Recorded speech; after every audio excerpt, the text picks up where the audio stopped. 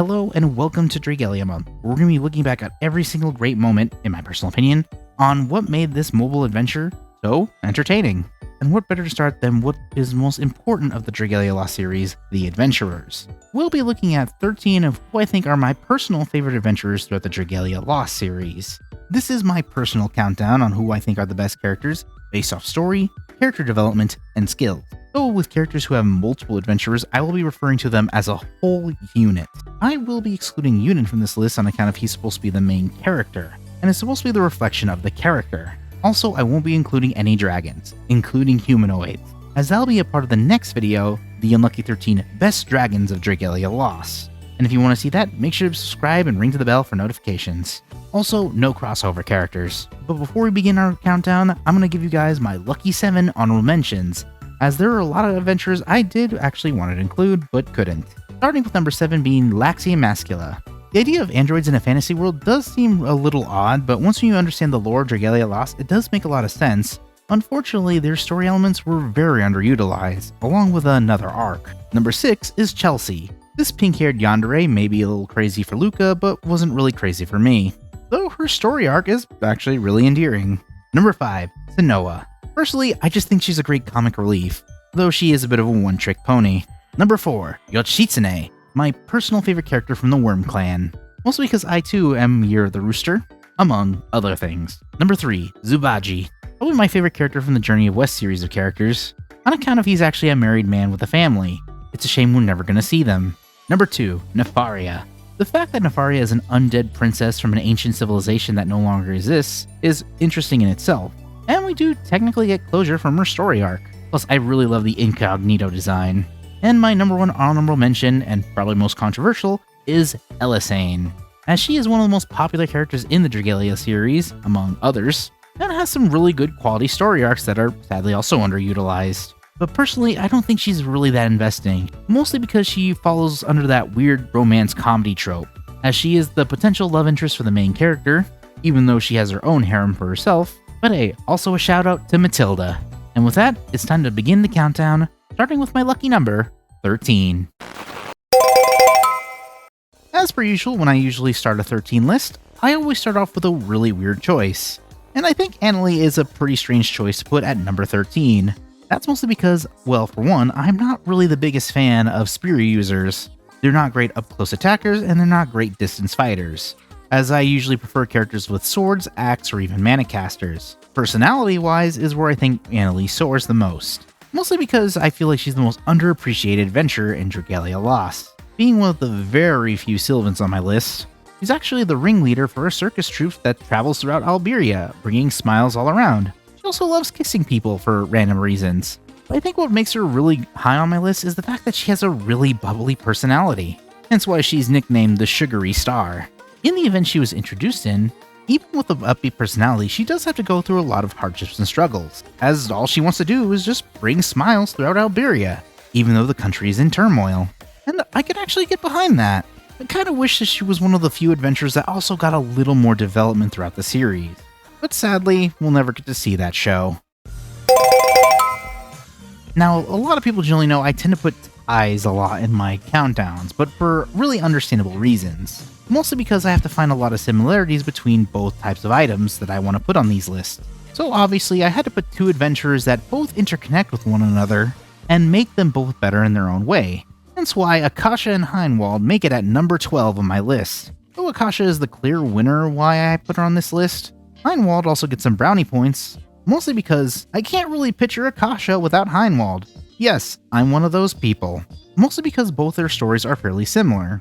Both Akasha and Heinwald originated from noble families, and both have a thirst for knowledge, understanding the mysteries of the world. But that's also where the similarities kind of differ. Though Heinwald uses his knowledge to actually understand the mysteries of the world, as he is known as the Seeker of Truth, he just wants to understand how the world works. While Akasha, being the pursuer of knowledge, will do anything in her power to better understand the world. In fact, her story arc is actually not interconnected with the main cast whatsoever. She actually places a memory spell on everyone, so she's automatically in the party. And I think it's through Heinwald Akasha could possibly be saved. Unfortunately, with the series ending, we'll never get to know. of people are probably mad that I put Elisane on my honorable mentions, and Ransel and Luca did not make the list. But do you know who did make the list?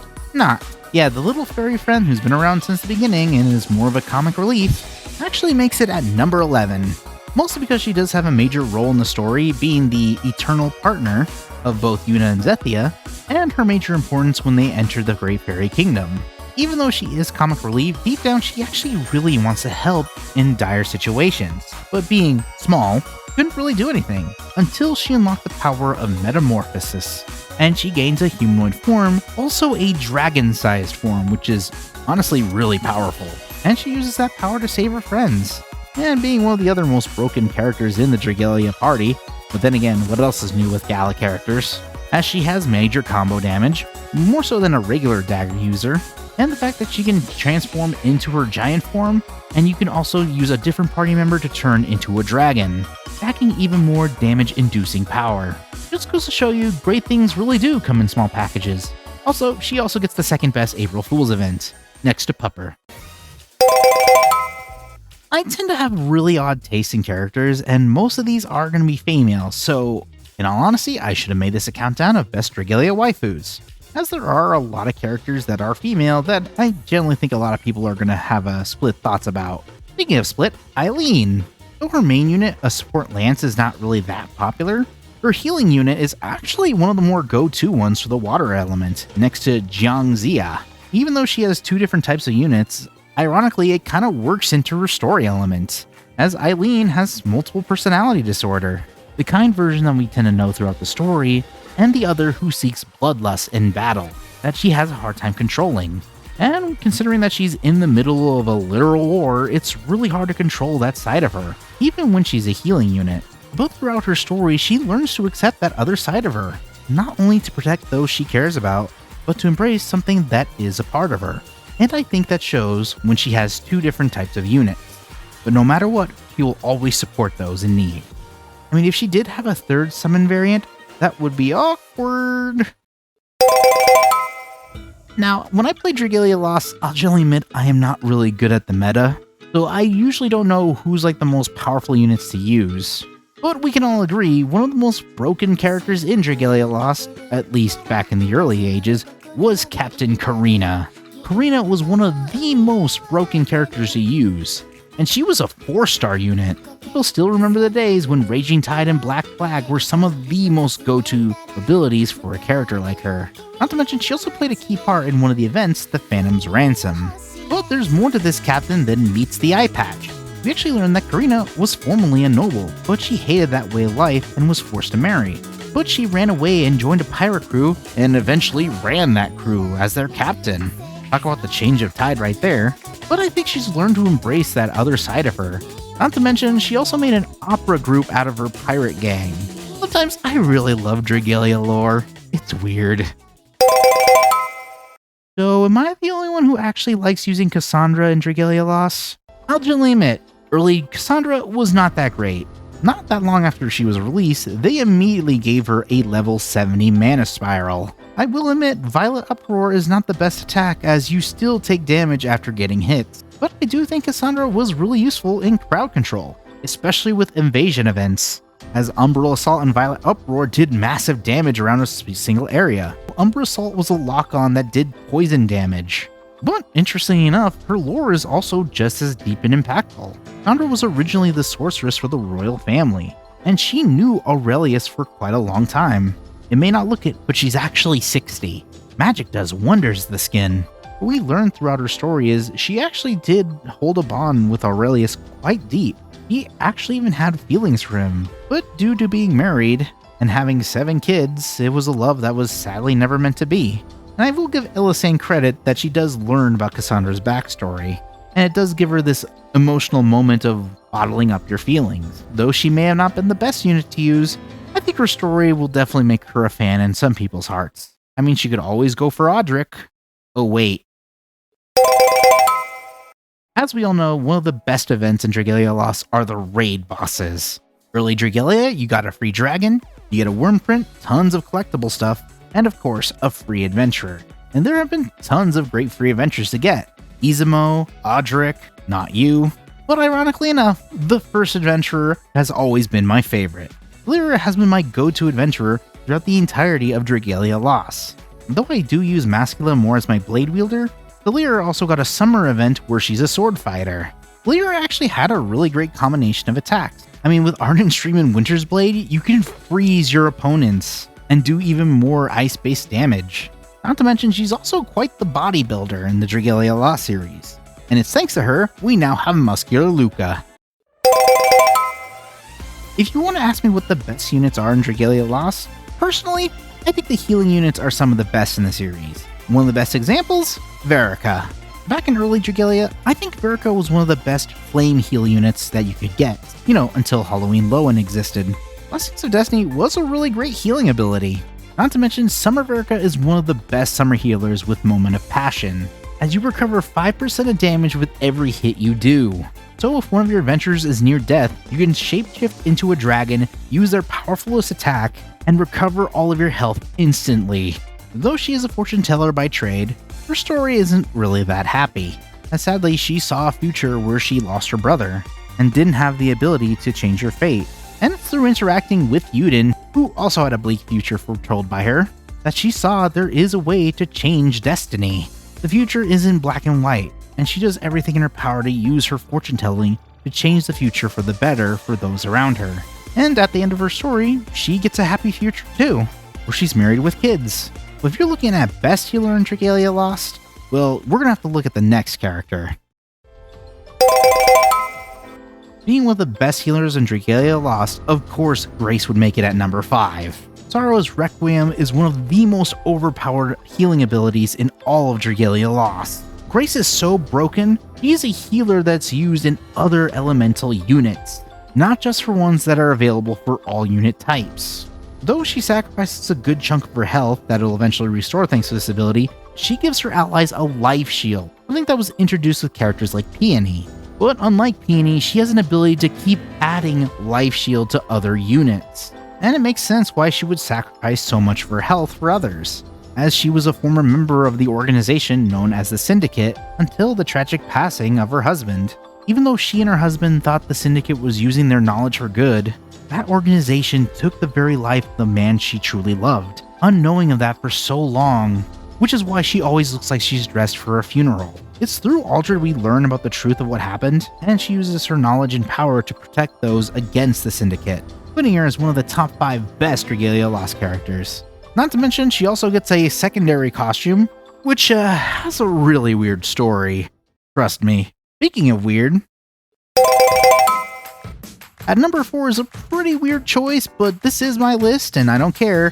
Pitbull is probably one of my personal favorite Dragalia Lost characters, and I really wish they used this character for more stuff. Pitbull is, as the title represents of him, a sentient vegetable, and wants nothing more than for others to, eat him. But that's not really much of a problem considering that there is a literal army of Pitbulls ready and sent out to the Halidome for starving families and ready to go to war as a staff wielder. Personally, I always thought he would be a dagger wielder, holding a tiny kitchen knife. I mean, how could you say no to this cute little guy? Look at how cute he is! How dare Dragalia Lost make a cute character and use him for absolutely nothing, other than promotional work for Princess Connect Redive, where she takes a bite out of him. Now that I say it out loud, I kinda am curious what Pitbull does taste like. My guess is daikon radish. Now that we're at the final 3 characters, I think it's about time I finally take this countdown a little more seriously, as I generally think these are the 3 best Dragalia Lost adventurers. And as you can probably see, I didn't really mention anyone from the Alberian family. Personally, I'm not really that crazy about most of them. Ferris doesn't really stand out for me much. I do not like Chell or Emil. And the only thing I really like about Valix is the fact that he has a relationship with Melora of all people. But if I had to choose any of the rival siblings, I would have to go with Leonidas, the first son of the Alberian family, and he is one of the most dangerous in all of South Grastia, ruling an entire country with an iron fist, and turning his own dragon into a Frankenstein's monster. But when you understand his backstory, you kinda understand why he did this. Leonidas sees his mother die in front of him, and the reason was because of dragons. As dragons are considered these all-powerful deities, striking against them is against everything about the alien church. as dragons are powerful creatures. So Leonidas creates this kingdom of power known as Valkenheim in order to oppose the dragons. And seeing that the youngest of his siblings has the ability to make multiple pacts with multiple dragons, he sees them as a threat to his new kingdom. So much that Valkenheim wages war against New Alberia. I thought it was one of the best stories in Dragalia Lost, but after losing to Yuden, he does have a more cool head throughout the story. Either that, he's taking out all of his rage on account of how broken rapid-fire Manicaster wielders are. For those who don't know, rapid-fire Manicasters are one of the most broken adventurers in all of Dragalia Lost. They were so broken in fact that when they did Halloween Loxie and Cecil, they tried to find a way to nerf them. With attacks like Sovereign Barrage and Absolute Dominion, not to mention he's automatically equipped with Mars, makes him an adventurer you don't want to mess with. As broken as this variant is, Leonidas still reigns ruler of them all. Even though Leonidas is my favorite of the family members, he's not my all-time favorite. That actually goes to these other two characters, put at number 2, ironically enough. But it's okay, mostly because they are the same character, just from different timelines. If you know who I'm talking about, I'm of course referring to Zenna and Zethia. There are actually 2 Zethias in this timeline of Dragalia Lost. The Zethia we know who was taken control by the other, and this Zethia where Yuden takes on the power of the other, which she gives the nickname of Zenna. Though the main summon Zenna is kind of just okay, her Gala form is actually incredibly powerful. But then again, what else is new with Gala variants? I mean, have you seen the power of Glorious Sanctuary and Holy Crown? Not to mention, Zethia is also a very powerful unit. We all know that Bondforge Zethia is one of the most powerful units in all of Dragalia Lost. Not to mention her Gala variant, where she literally forms a pact with God, makes her a killing machine. There's a reason why she only has one ability in Gala form, because she only needs one ability. But what puts Zethia and Zenna at number 2 is their story in general. Though it took us forever to finally get Zethia as a party member, you have to remember this important thing. If it wasn't for Zethia being taken by the Dragalia Empire, or Zenna trying to interfere with Yuden forming a pact, none of this would have happened.